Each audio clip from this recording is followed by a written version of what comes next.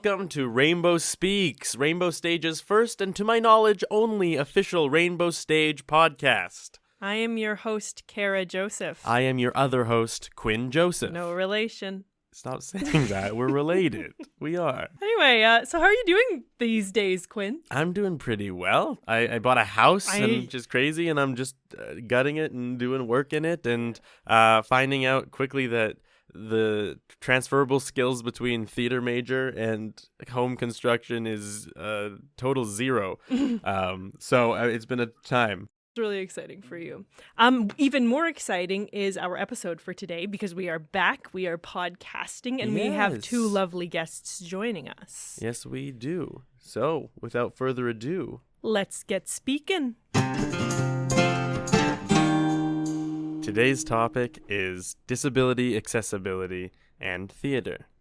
I'll bet your brain conjures up images of wheelchair-friendly seating or ASL interpretation. What about disability and accessibility as a performer?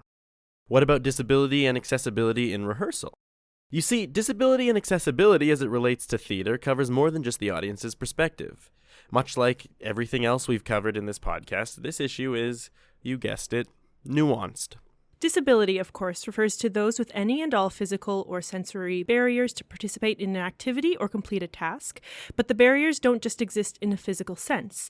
Disability can occur with neurodivergence and mental health too, and where there is disability, there is a need for accessibility, the ways in which the barriers are mitigated or removed.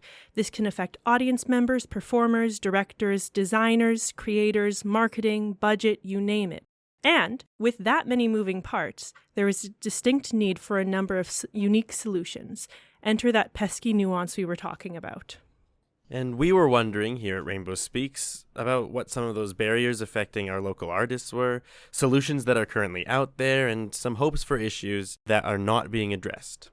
And here to discuss all things disability, accessibility, and theater, we have with us the wonderful Debbie Patterson and Sam Plett. Welcome to Rainbow Speaks. Welcome. Thank you. Hello. So first off, as we ask all our guests, we just kind of want to get to know you a little bit, and let's start maybe with Debbie, just to give us a background and your experience with theater and how you got started and all that. Yeah. So I started acting really young. I went to theater school when I was 19. I went to National Theater School and was sort of pursuing a career as an actor. Came to Winnipeg in the early 90s. I'm one of the founders of Shakespeare in the Ruins. And then in my early 30s, I developed multiple sclerosis, or I was diagnosed with multiple sclerosis. And it was kind of asymptomatic for a while, but then it started to affect my mobility. It affected my walk. And I thought I had to quit acting because I didn't know of any other disabled performers on stage. And as soon as I couldn't walk without limping, I figured I couldn't act anymore because every character I play has to have a limp. And, all my training in theater school was about being as physically versatile as possible, physically and vocally versatile, right? And so without that versatility, I thought I couldn't keep acting. And certainly, Shakespeare in the Ruins was sort of a central part of my artistic practice. And it is an incredibly physically rigorous form of acting. It's like the camping version of acting. You're outdoors all the time and you're going over uneven ground and you're carrying things and moving things from place to place. Like there's a lot of schlepping, there's a lot of running. It's super physical, right? So I couldn't do that anymore. And so because I thought I had to stop acting, I started to develop as a playwright and as a director. And then I kind of did I missed acting, And so I looked for ways to mitigate my mobility. And, it had progressed by this point so that I was using a cane or using forearm crutches. And I thought, how can I hide the fact that I need a cane? How can I work around this? And as I was sort of in that mode, I went to a playwriting workshop where I was encouraged to write about the experience of becoming disabled. And I was dubious, I was like, nobody wants to see the play about me and my disease, like, please. And then I was working on another play, and my dramaturge, I was writing it. It was a series of monologues, and I would perform it by entering in a blackout, sitting in a chair, hiding my cane, doing all the monologues from the chair, and then in the blackout, taking out my cane and walking off stage. And I don't know who I thought I was fooling. I was working with this amazing dramaturge named Iris Turcotte. And she straight up right away asked, "Well, what's wrong with you?" Because I hadn't told her about what was happening with my body. And she was like, "Dummy, that's what you need to be writing about." And so that changed my thinking, so that it wasn't about hiding my disability or working around my disability, but it was in fact allowing the disability to become part of my artistic practice, to become an important part of my exploration as an artist, transformed the way I make theater, transformed my practice. It's incredible. Thank you so much, Debbie. And how about you, Sam? Give the people at home a taste of who is Sam Plett. All right. So I am an autistic artistic person. My first ever professional show was in 2003. It was Rainbow Stage's production of Beauty and the Beast. Sort of tagging on to what was being said about feeling the need to hide the disability. I was only formally diagnosed this past year, but I have known since I was very little, and so have many others, that I was autistic, and I was made fun of for it a lot. And my goal was to hide that and to appear in such a way that I seemed like a normal person.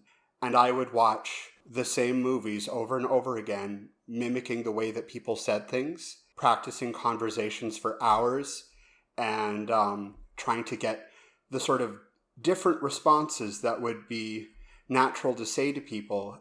I was still being made fun of as autistic all the way into my early 20s.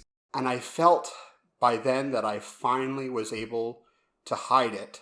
And I thought, great, now my life is going to be great. No one is going to look at me and think I'm autistic. This is wonderful. But turns out sort of being undercover and hiding who you are at all times actually does a huge number on a person. I would look fine until I was not. I could look completely normal, and then I would be having a meltdown, which to some people would look childish, but was merely my neurology. If there's an overwhelming situation, I cannot control when that happens. So an interesting thing is I got my diagnosis recently because I realized with the sort of burnout that I was experiencing, I'm like, I cannot act 24/7. I want my acting to only be for the stage and not for just regular living. It is still difficult to keep myself from masking and from acting like a different person in front of people because it's a defense mechanism. I want to count as a human being, and there was that huge fear from the way that people spoke to me in those moments that I slipped up that I did not count as a human being. So yeah, I'm very thankful to have the formal diagnosis and to start living life more honestly. Wow. Yeah, Thank you so both much for sharing that. Yeah. I mean, I think what's interesting is you have such wildly different stories. Of course, there's crossover in both of them. Simultaneously, they're so unique, and yet they fall under that same sort of umbrella of disability. One thing, we had mentioned a little bit in the monologue section was that those disabilities come with a need to respond for the sake of inclusion. Both of these stories, Debbie's specifically, there's talking about it as accessibility when you're talking about just like, here's this story that you had and you found this wonderful metaphor and you wrote this wonderful story. It was more of like a mental change of wanting to talk about it. And I know, Sam, you also talked about that mental change of now wanting to talk about these things. At very least now in my background in education has a little bit of like by necessity we do a lot of work in accessibility and in universal design and those kinds of things, and we're told over and over about the mental barriers that exist in our world, both for people who have the disabilities and for people who interact with the people with the disabilities. I just want to ask about maybe if you want to speak more broadly to those mental barriers and how they affect you as both as an artist, as a person. Sure, I could speak to that for a bit. So I've had a couple of experiences when I've gone, to another city to work, where people see me roll in my wheelchair and kind of make assumptions about my abilities and experience as a theater artist. Unflattering assumptions, let's say. There's this sort of process of getting past that in order to actually do the work, that I feel like I have to prove myself as an artist in ways that I never had to before. Prove that I actually have earned my place at the table, I have a funny Rainbow Stage anecdote. So I directed a show at Rainbow Stage. And by the way, Rainbow Stage was amazing at providing access. The crew built a ramp so that I could get from the production table onto the stage, so that I could get, from the house onto the stage without having to go outside the door on the audience level and in the backstage door, so that I could, go back and forth constantly, which was amazing, amazing. But at the preview, so before the preview, the ramp was dismantled so that, because it blocked one of the stairs down into the house. At the preview, I was there, I watched the show, and when the show ended, I was watching the audience to see, what they thought and kind of get a sense of, a feeling of the vibe in the house. And then I was going to go backstage and give my note.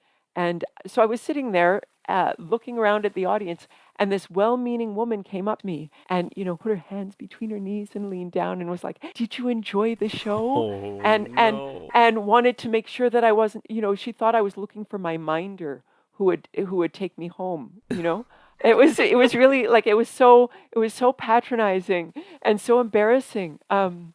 Mostly for her, Yeah. Yeah. And Did you enjoy the show? Well, actually, I have notes.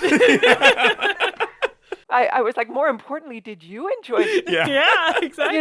But it was so awkward because I didn't want her to, I was almost embarrassed to say, no, actually I directed it and you're talking to me like I'm 5 years old. But, that's how I was feeling. Yeah. But I didn't want, she didn't know I directed it. She didn't know. So yeah, it was hilarious. I found it hilarious. And it's maybe the best way to find it. Otherwise, it's Frustrating. It's frustrating, and it's sad. What a graceful way to handle that issue. And always with disability, the microaggressions are always based on people wanting to help. Yeah. Right. Right? It's like bearing the burden of the empathy around you is the microaggression that you deal with. Right. Right. Totally. Which is better than the the angry microaggression. Right. Yeah, that's fair. totally fair. Yeah. And how about you, Sam, in terms of that sort of like mental barrier that exists? One difficulty I find is that with a hidden disability, you have sort of the burden of proof, where a person can just be like, nothing seems wrong with you. I don't see anything wrong. And that makes it difficult to feel that I can ask for the things that I need to function best and do my job to the best of my ability. And sort of in that vein of wanting to be helpful, I find that it runs the gamut between people who either treat me like I'm an infant or people who just refuse to believe that I need any help at all. I recently had the pleasure of working with Aaron McGrath as a director on Gentleman's Guide to Love and Murder. It was sort of my first opportunity to really share my needs, but also there are autistic strengths that I have that in a regular setting I would always feel guilty using because people would misinterpret various things I did as rude. And so I would just try to be very quiet. And she noticed that I was able to memorize where everyone's supposed to be, and I memorized where every prop was supposed to go. And then so I became a resource for people to come to. They're like, this line, what do I have? Where am I again? And I was able to just tell everyone where they were going, and it was celebrated. And it was one of the first times where I felt like an asset to a show and not a liability. Yeah. That's pretty incredible.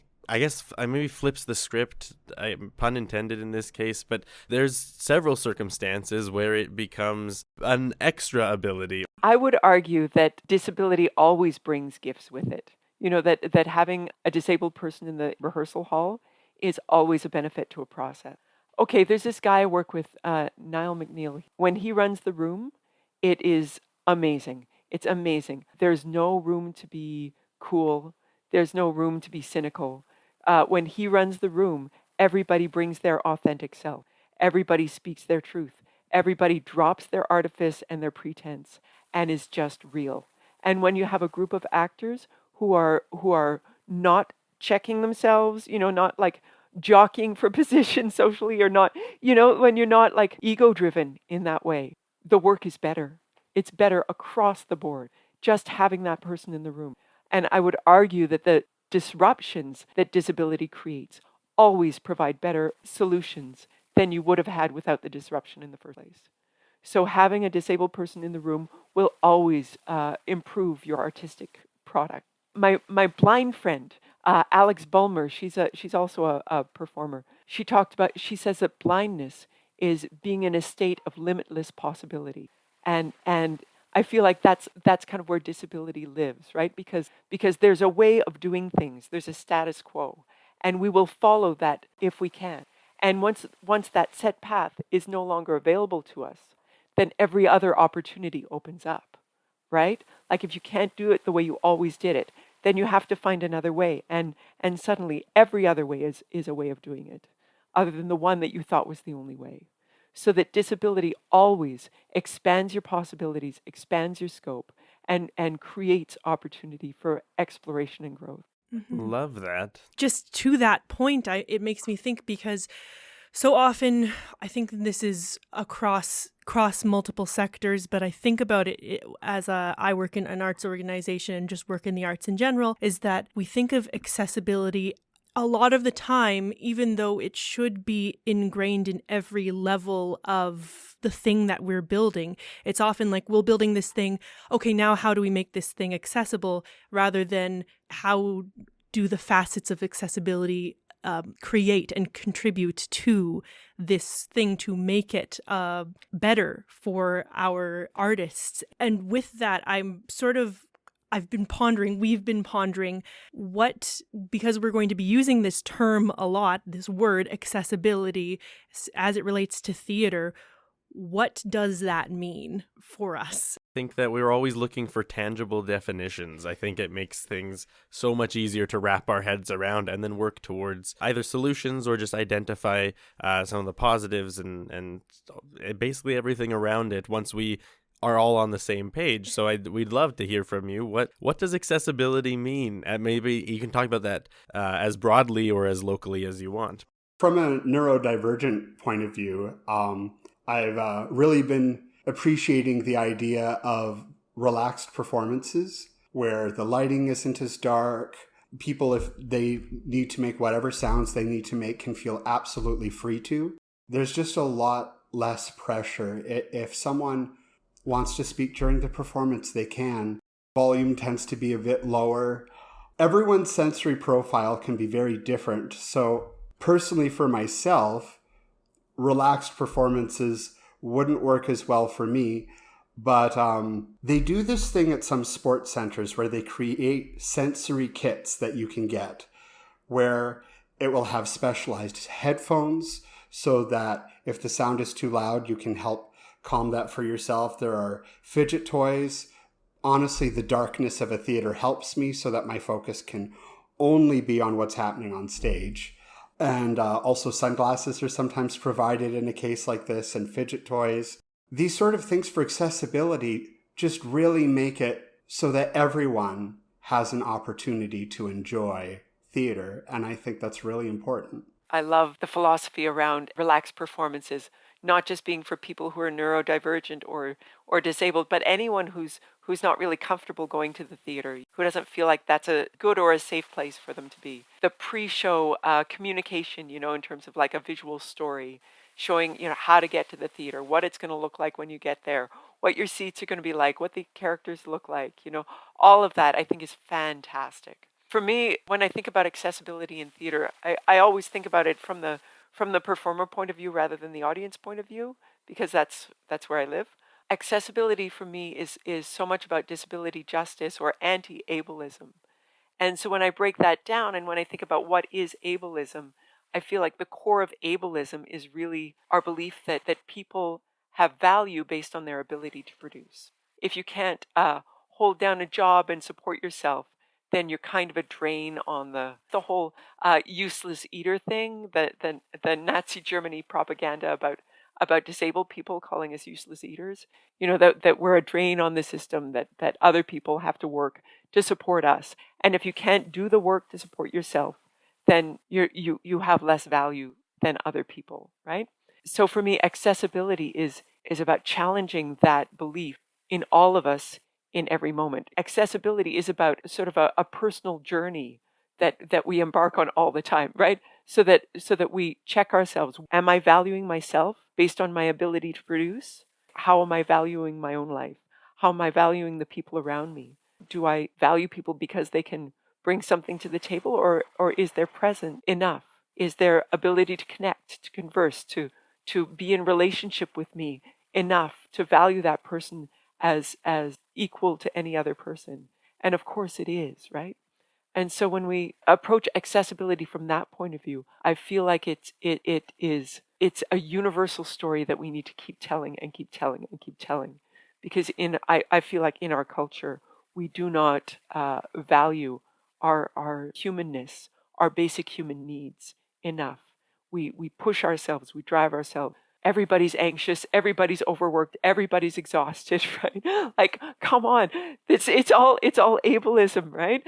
We all need access. We all need access to like a good night's sleep. We all need access to leisure time. We all need access to peace of mind. We all need these things, and countering that sort of cultural narrative that we only have value when we're working hard and producing is what accessibility is about for me. Our stories are so important, right? Like what we do is storytelling, and stories shape our beliefs, and our beliefs guide our action.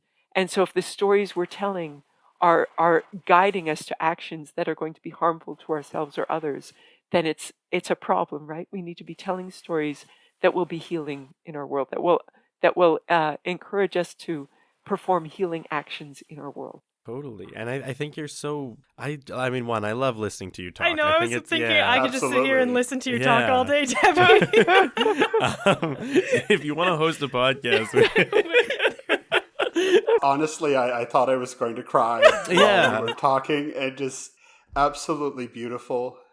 Sort of touching on what you were saying about how people can feel like they're a drain on society, and there's that sort of feeling like that humanity is being taken away from you. Like there are fears for me that I'll never be able to fully support myself, and that's terrifying. But to just hear you talk about accessibility and the sort of stories that we want to tell, yeah, that was beautiful. Oh, thanks. I mean, there was so much wisdom in what you said, but the things that really like connected to me there, one, the idea of our value being linked to productivity, it's gross, but it's gross from the perspective of, I think it's exactly what leads us to a lot of issues that I think we face as larger communities, and that's like, what is productivity? What does success mean? What does what does happiness mean? What causes that? Is that really a thing? Like, everything's so linked to what people can do, and not so much to what they are or what they do for others. I've so recently, I had a recent perspective shift on, for a long time I've been working, I do respite work, and so this a kid who had a brain injury and autism, I've been working with him for now 8 years, I think, so a very long time, since I was in high school. The development to now he's in his early 20s, and now, like, I still work with him technically every so often, but the difference is, at one point it was like, this is a job, and I hang out with them, we play video games, whatever, and now it's like, oh, he's one of my closest friends. Without a doubt, one of the closest people in my life. And the thing that's very interesting is from a like working job or whatever it is perspective, the productivity, it doesn't line up with like what is capitalistically productive. Right. What it does do is it provides me with, and the people around him, with such like true joy, and he's funny and charismatic, has a lot of great likes and interests and things like that. And I think we take for granted that type of, maybe I'll call it productivity, or like human emotional productivity, if we want to put in similar language, but when in reality there's a much more holistic opinion or view on the world that leads us to, I don't know, at least value people for more than just what can they do. Yeah. Within the way we make theater too, we don't always allow the people making it to be human. We like the whole the show must go on mentality demands that you suck it up. If you've got something going on, you just suck it up and produce. The other thing you had mentioned was our well-being as everybody's, the universal well-being. Mm-hmm. Yeah. And when you talked about relaxed performances, Sam, I was thinking like I've gotten to do, I think, relaxed performances once in my life with SIR this past summer. I loved doing a relaxed performance. When you do like in outdoor theater and you're doing like the 40-degree heat and whatever and all this different stuff, having a relaxed version where it's less loud and less intense and less whatever, I think is also really beneficial as an artist. But even just from the wellness standpoint, it's nice to just do one relaxed. It's nice to not always be like, show must go on at 110% and you should be emotionally drained by the end of the night. Just even the theater practice, the standard of how we run theater itself. I am someone who deals with chronic illness, and doing a show is so incredibly draining, like doing 6 days a week and doing 10 out of 12s, and it isn't sustainable for anyone. It is very exhausting, it is very draining, and we're doing it to produce a work, which I think is obviously important, but I think there's a new way of approaching it that could be explored, at least. Yeah. Well, and I also think if you're having to shut parts of yourself down in order to do the work, then you're not bringing those parts of yourself to the work, and you're not able to be as authentic and as nuanced and as interesting, I think, as you could be as a performer. Completely. Yeah. I mentioned universal design earlier, and I think it's such an integral part of everything that I want the world to be. For anyone who doesn't know, universal design in any sector, like if you take architecture, is let me build something that any person can use. So the idea of like a ramp, for example, it doesn't have to be built with the intention of being used for people in wheelchairs, but they can use it. And people who are fully walking can also use it. And people with canes can also use it, or walkers or whatever it is. And so the idea of the ramp is such a simple and universal design. A similar thing exists in a lot of ways, that we can do things more universally from the get-go if it's embedded in the primary, practice. in the practice, in the design, in everything we believe in. And a place where I'd like to see it more is like budgets.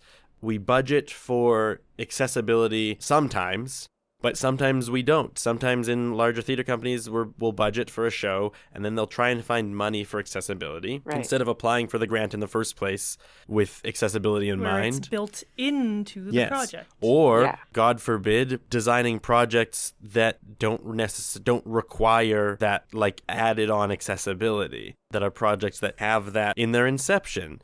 Are there good examples in your lives in theater or practices that you've seen that are really good models of, it doesn't have to necessarily be fully universal design, but good models of from the inception built into what like the company does or what the show is or whatever it is, that has that accessibility part as simply like a foundational element? There's a show that is upcoming for me that I can't really get too specific. This happens too frequently on the podcast. We talk with like currently working great artists, and they're like, well, I really want to talk about this thing, but I can't. Yeah.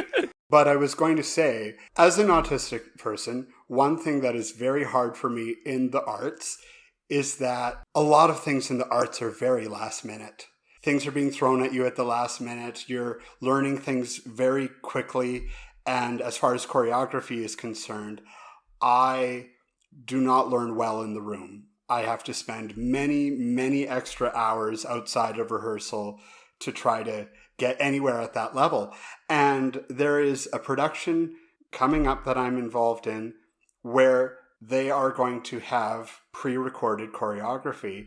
And I know from in the past, that is immensely helpful, but not just for me who likes to have that extra preparation time. That helps everyone. Anyone who wants to watch those videos to do extra work can do that.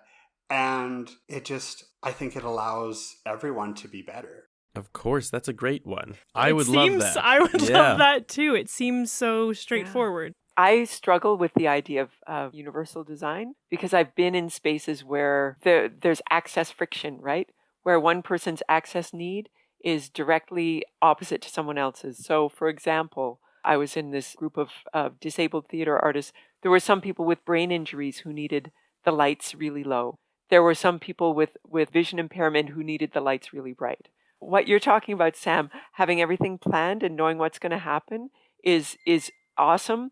But there are some people who, if you're having a flare up that day, you have to chuck the plan and improvise and do something else. You have to welcome those disruptions as an important part of the process, right? Mm-hmm. So that I find that access friction as well, because I'm well, this is the plan, but on the day it's all going to change because we're all Crips and it's going to change.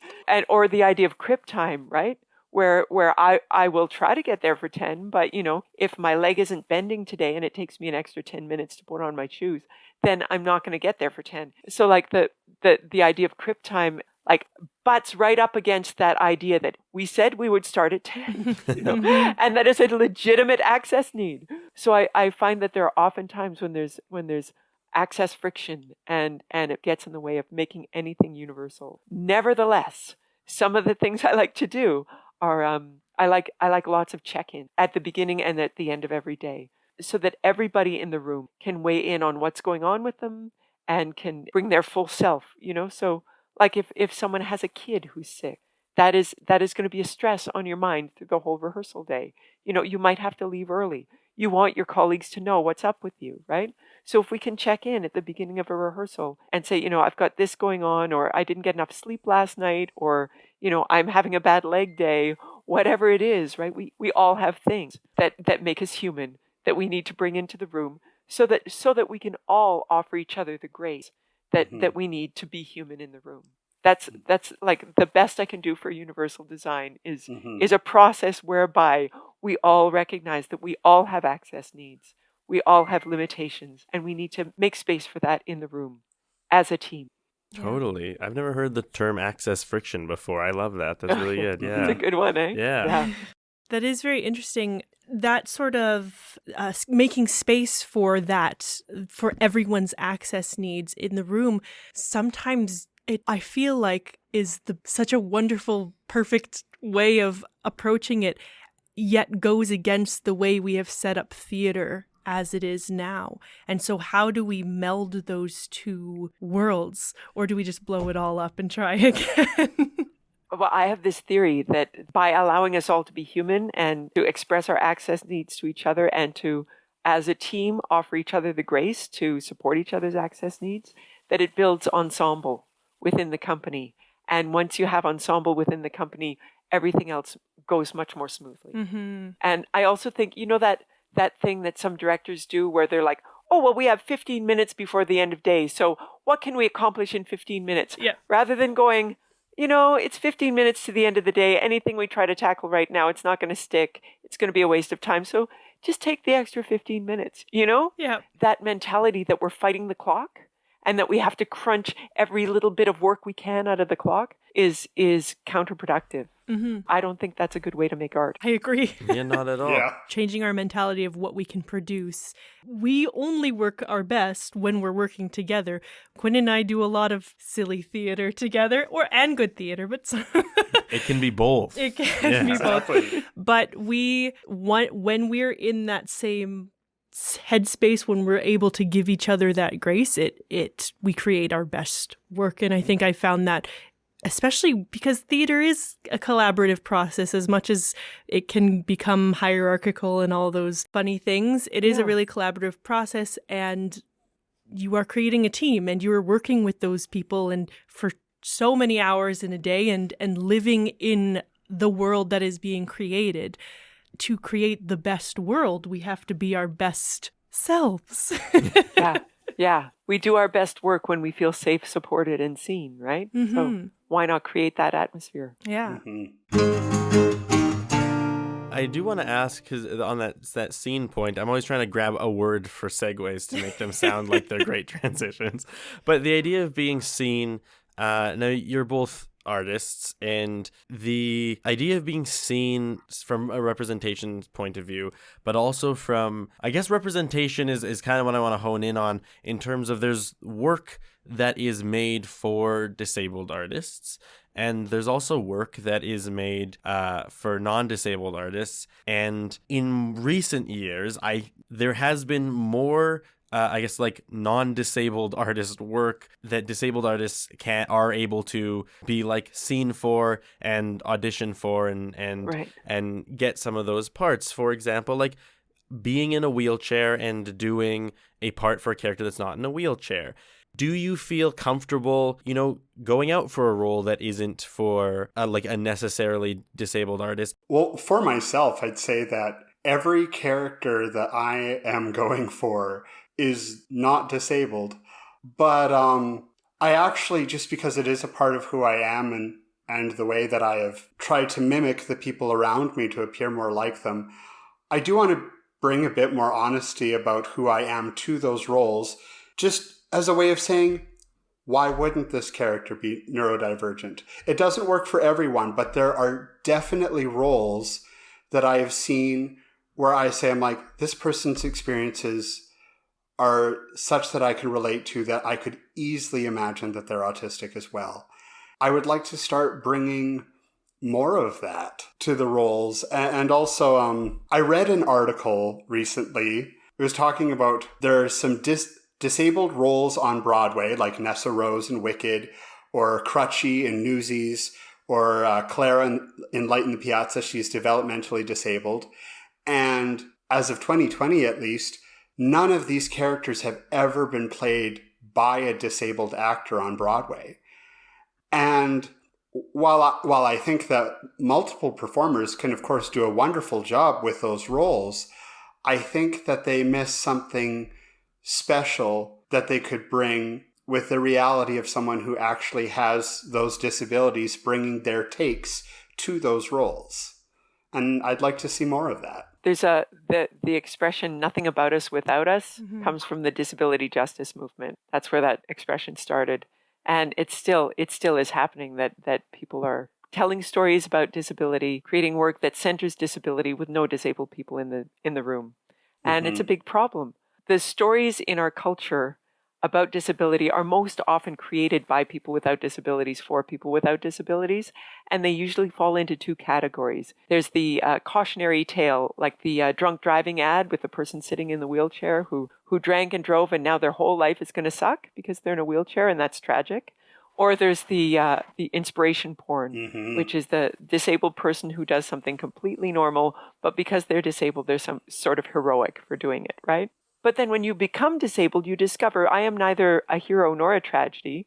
I am just a human being. And there is so much more to this experience that I have never seen represented in any kind of storytelling in my culture. And so really, like the exclusion of people with disabilities from our storytelling has created a world where we don't know what disability is. And none of the truth of disability, of that lived experience, is reflected in our storytelling. And it is crucial that change, because it really does affect how we all think about ourselves and our bodies and our place in the world, right? And God forbid, if you should become disabled and you have no models to deal with and you don't have an artistic practice to help you sort through it with a sense of, a finely tuned imagination, how are you supposed to figure out how to be a disabled person, how to be yourself with a disability without having to fall into one of those categories, right? Like, we really do need more disabled people in the storytelling business so that we all know what it means to be human. Absolutely. Behind the scenes, writing, directing, like across the board, we just need more disabled people in the room, because there's too much about us without us. And it's lies. It's not telling the truth. Disabled people are apparently 10% of the population. Wow. So obviously there are autistic people who are lawyers and police officers and, doctors and what have you, newsies. Surely there are wheelchair users who are reporters and in all walks of life. So why not? Why not? Why couldn't this character be in a wheelchair? Is there any reason why not? What are the most common stories of autism in like a more mainstream media sense? Atypical is an example of a television show on Netflix, or The Good Doctor, that's always about here's this person who's neurodivergent, and their neurodivergence is like a superhuman ability to do math, and it's like that's not everybody's experience. The superhero lens, it can be such a weight because there is this expectation that you will be a savant.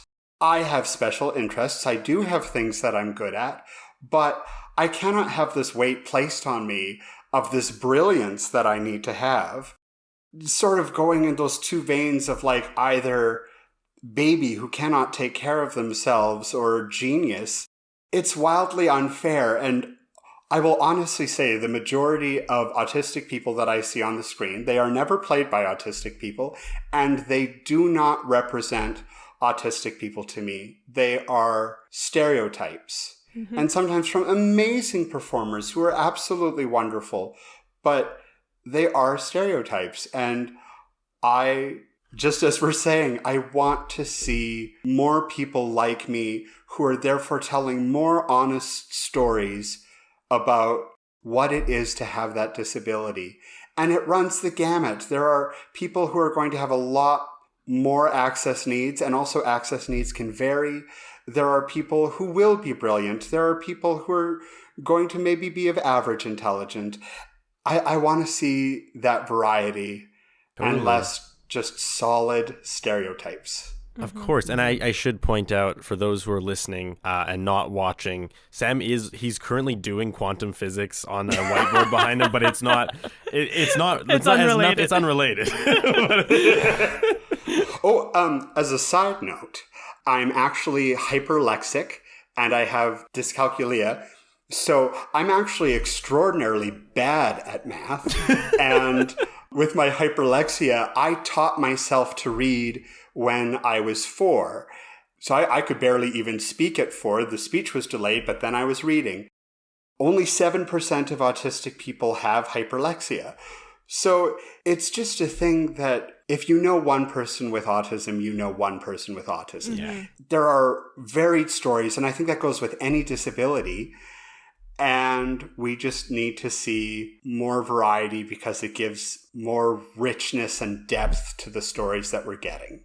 You know, I've heard from being a Black artist myself, representation is obviously very important to me as well. I mean, it should be for anyone, but I've experienced and heard from different artists, companies and stuff that, you know, it's not that the outreach isn't there. It's just that like we just don't have people of color coming to our spaces. And I always go, when have you welcomed me to your space?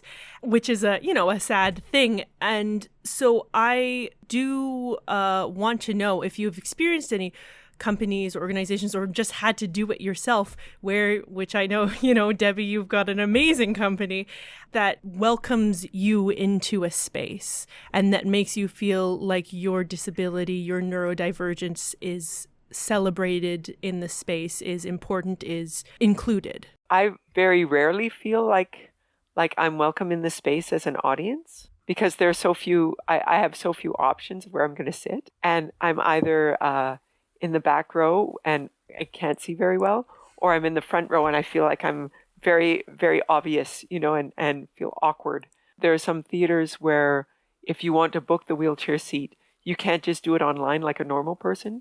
You have to phone, and the seating plan will show you that those seats are already booked. So there have been times when I've gone, oh, well, I guess I can't see that show because those seats are already booked. But like those kind of policies are problematic. Mm-hmm. If you can't just, do things like a normal person, then it's a problem.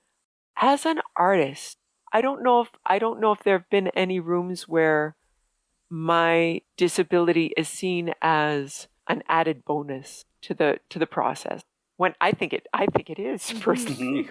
It's always seen as sort of a, we want this artist, and we'll deal with the problems that come with that casting choice, as if I bring problems and not opportunities. Totally. I don't know if there are any people listening who are thinking like, oh, well, that's so minor, but I'm sure that's a minor experience that comes up often. It's those little details that aren't being addressed that make life more inconvenient than it ever needs to be. Mm-hmm. Yeah. This is, I guess, a mixture of an internal barrier and a barrier within some organizations that I've come across, but I cannot apply for every audition. It is more amount of work than I could ever describe for me to prepare for auditions, and something I've come across in too many rooms, which with my disability is very hard, is to be told that my choices are stupid, which I think there's no, you all feel free to redirect. I think redirections are wonderful, but please do not call me stupid. Do not say that I seem like a freak. And I promise I will only say this word once. Do not ever call me retarded. And that has happened to me in too many rooms. And it is difficult for me to have the bravery to go into a room because I've experienced that too many times. And I do wish that within that discovery in the room of them trying to see what you can do or the different ways that you can take it, which is all good. That's a very important part of the process. Just allow it to be a change. It doesn't need to denigrate my intelligence. Yeah, the R word is just something I never want to be called again. And I think that organizations could do well to come with more kindness. Totally. That sounds like just bad direction. I would agree. What is the harm in ever seeing a brand new bold choice that you couldn't have brought into that room ever? Because you couldn't have thought that that was the choice to make. And I'd argue it's always the opposite. There's no harm in it. It's always great. The more exposure to the more diverse opinions or attempts or experiences that we can get in a room at any time is always a bonus. I do believe wholeheartedly that we're always on the road to better, but only if we listen to each other and only if we interact with each other. Yeah, I think the more experience, the better, always. And you don't want to work with that director anyway. No. Exactly. You were auditioning them. Yeah, They failed. exactly.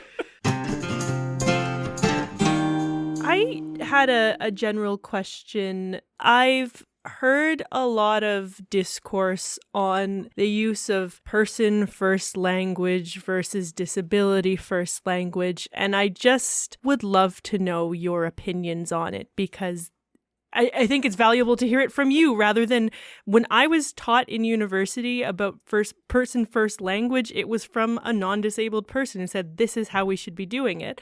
And I just would like to know. I think also just I'm sure you don't feel this way, but to be clear, we always say to people, like, we ask these questions and also we understand that you're not monolithic, like, yes. representatives of your communities. Yes. We represent all people with disabilities. But Yes. it's great discussion, and we like to hear people's opinions on these kinds of things, Yes. especially when there's internal discord amongst those communities too. Mm-hmm. Whenever we ask these questions, it's in your opinion, Yeah. not Right, yeah. answer the question for all of us. With autism, I do prefer to be called autistic as opposed to a person with autism. And part of that reason is that it is neurological. It is who I am from birth. And the with almost seems to imply that it is something that can be cured. It is something that I could be me without. And it informs who I am. It informs it in ways that are very difficult for me, and it informs who I am in ways that I think are wonderful. It affects how I think and how I feel and how I communicate. So, yeah, it's just one of those things where I'm like, no, go ahead, call me autistic. It doesn't need to be this person has autism. Much like Kara has blackness. Exactly. Daphne, don't cut that out. Exactly. Yeah, exactly. I love that, Sam. That's great. I feel the same way. Like, I'm a disabled person. I'm a disabled artist, and I don't feel like disability isn't something I struggle with. It's not something I live with. It is who I am. Mm-hmm. I'm not a person living with a disability any more than I'm a person living with brown hair, like Yeah. I'm a brown haired disabled person. Mhm. Like it assumes that it's a problem, right? Mm-hmm. That it's something I would want to distance myself from. And I don't. I don't want to distance myself from that aspect of my identity. By putting person first, you're assuming that the disability tag is diminishing in some way. Right. And it's not at all. When we have those, like, semantics are important and words are important, the way we describe people are, of course, important. But especially when we're not hearing it from the people, specifically that we're describing, I find there can be a lot of unnecessary discourse. Changing the word makes the original word have a bad connotation. So by saying, no, they're differently abled, what you mean, whether you want to mean it or not, is that disabled is a bad word and that you think it's a bad thing to be. I don't mean that people intend to be rude or malicious or anything like that. I know that they're not. But it's just that sort of language, always needing to change it. It's like, oh no, don't say disabled. It's bad. And then a person with a disability could feel like, oh, this is a bad thing. They don't even want to say the word. And I'm okay saying I'm disabled. There are barriers that my disability causes. It is a real thing. I want to talk about it in realistic language. I don't want to romanticize it with new words. It's like, no, let's just talk about it for what it is. And there's this thing too with disability that the terms we use are a moving target because any sort of clinical terms around disability, especially intellectual abilities, become slurs. The words idiot, imbecile, and moron used to be clinical terms describing degrees of neurological impairment, right? And then they become insults. Just like the R word used to be a clinical term that was just about slowness, right? And it becomes an insult thrown around the schoolyard. Or the word lame is like an all-purpose pejorative, right? Like every word for disability becomes a slur or a pejorative after a while. So that's why the terminology around disability has to keep changing because our words are co-opted and used against us. This discussion around person first or disability first, is actually useful because it makes us think about it in different ways. So it is the work of disability justice to debate the terms. We should jump into our final question. Final question. The final thing we always like to ask is, to you, what is the most exciting thing happening in theater? Now, it doesn't have to relate to the topic itself. If it is surrounding, like if it's your own work, if it is surrounding disability and accessibility and those kinds of things, by all means. But if it's just in general, it also doesn't have to be local. It can be national or global or whatever it is. We just want to know. What is the most exciting thing happening in theater, Debbie? Well, I'm just going to bang my drum, okay? Because we have such an exciting production coming up at Sick and Twisted. We're doing a musical adaptation of Antigone. Ooh. There are 2 deaf performers in the show. There's 1 blind performer in the show. I'm in the show, so I'm physically disabled. I'll be in a wheelchair. There's a chronically ill person in the show. And then there's some people who are not disabled at all, who just get to hang out with us because they're very, very lucky. And it's going to be amazing. It's going to incorporate ASL and choreography. It's going to blow the roof off of the place. So that's coming up very soon. Yes, yeah. I'm very excited about That it. sounds really exciting. I saw the posters with Sarah Luby covered in mud, and I was excited. Yeah. I'm going to see that. Yeah. How about you, Sam? What's the most exciting thing happening? This may sound so silly, but when I first started in theater, I felt like there was just certain height, weight, color of skin, which was white, and like just this thing that I was used to in theater, and it was so sad. And I'm just happy that as time goes on, what I'm seeing on stage feels more and more like it is representing real life and real people. And that makes me happy. And obviously it can keep getting better. But yeah, I don't know. I get excited the more that what we see on stage represents real life. That's an exciting thing. Totally. I have to agree.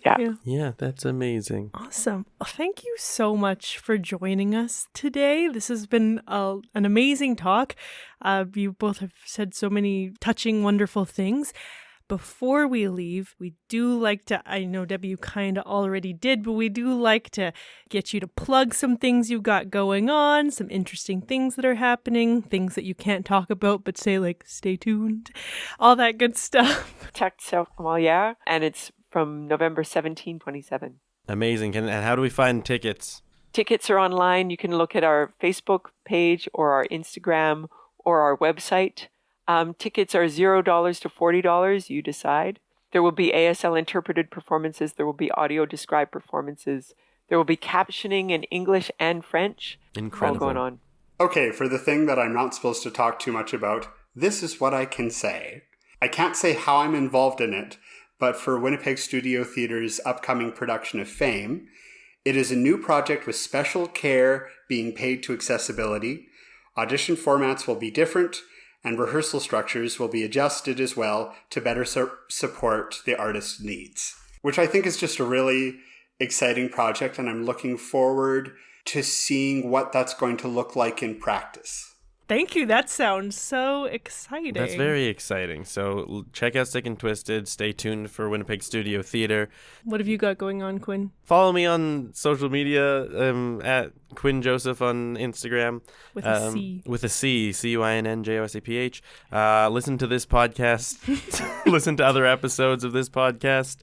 And I will shout out the Winnipeg Improv Festival is coming up next weekend. I'm in it. Club Soda Improv is in it as well. That's my improv group, so check that out at the Gas Station Arts Center. Wow. Cool. Fun.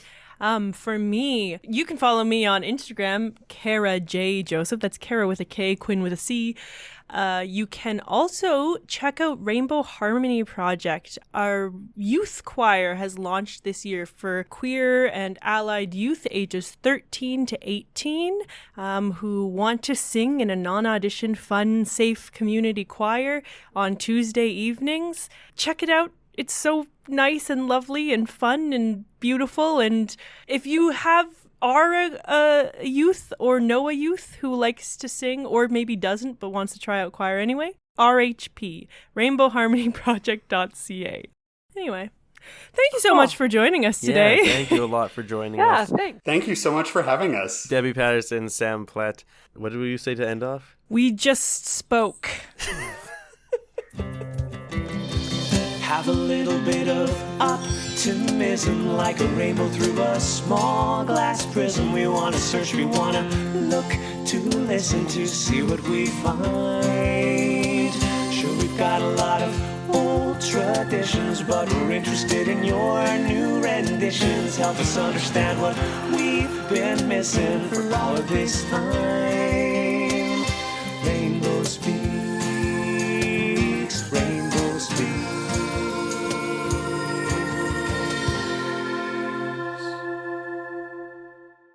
Thank you so much for joining us for this episode of Rainbow Speaks.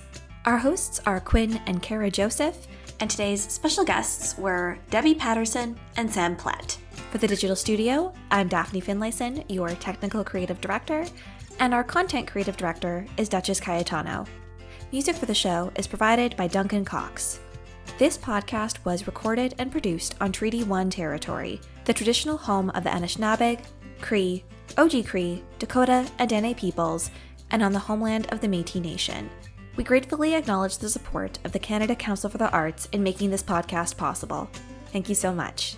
Rainbow speaks.